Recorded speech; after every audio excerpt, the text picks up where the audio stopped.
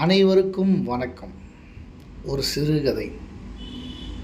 ஒரு செல்வந்தர் தன் மகனிடம் தன் குடும்ப சொத்துக்களை முழுவதும் ஒப்படைப்பதற்கு முன்பாக இந்த உலகம் எப்படிப்பட்டது என்பதை புரிய வைக்க அவனையும் ஒரு கழுதையுடன் கூட்டிக் கொண்டு கடைவீதிக்கு சென்றார்.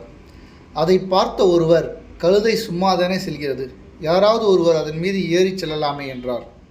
அதுவும் சரி என்று தந்தை மகனை கழுதையின் முதுகில் ஏற்றிவிட்டார்.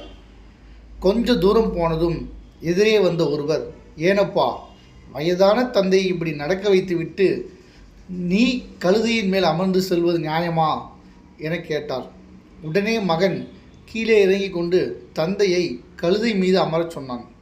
தந்தையும் அவ்வாறே செய்தார். இப்படியாக இன்னும் கொஞ்ச தூரம் பயணித்த பிறகு இன்னொருத்தர் பார்த்து தந்தையை கடிந்து கொண்டார். ஏனையா, இப்படி சின்ன பிள்ளையை நடக்க விட்டு நீங்கள் கழுதை மேல் பயணிக்கலாமா என தந்தை கேட்டார். தந்தையும் மகனும் ஆளுக்கு இப்படி சொல்கிறார்களே, என்ன செய்வது என பலவாறாக யோசித்தார். முடிவில் 2 பேருமே ஏறி செல்வோம் என கழுதையின் முதுகில் ஏறிக்கொண்டனர்.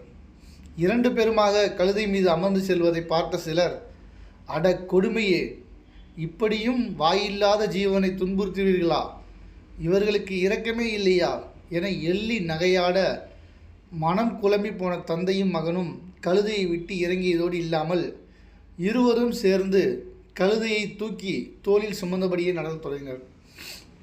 இதனை கண்டதும் அங்கிருந்தவர்கள், இது என்ன கூத்து, இப்படியுமா முட்டாள்கள் இருப்பார்கள் என ஓஹோ என கூச்சலிட்டு நகைக்கவும் அரண்டு போன கழுதை கீழே குதித்து அவர்களையும் எட்டி உதைத்துவிட்டு ஓட்டம் எடுத்தது.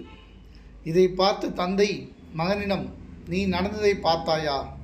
எந்த ஒரு முடிவையும் சுயமாக சிந்தித்து முடிவெடுக்காமல் அடுத்தவர் சொல்வதை கேட்டால் நமக்கு அடிபட்டதோடு இல்லாமல் நாம் வைத்திருந்த கழுதையும் தப்பிச் சென்று விட்டது.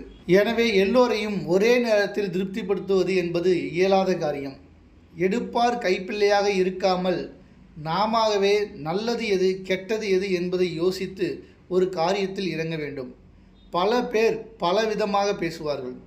ஒவ்வொருக்கும் சரி என்று படுவது இன்னொருவருக்கு தவறாக தெரியலாம். அதனால் நமக்கு எது சரி என்று தோன்றுகிறதோ அதை மட்டுமே செய்ய வேண்டும். இந்த கருத்துடன் கதை முடிகிறது. கதை நல்லா இருந்தால் ஷேர் பண்ணுங்கள், லைக் பண்ணுங்கள், சப்ஸ்கிரைப் பண்ணுங்கள். தேங்க்யூ ஃபார் வாட்சிங்.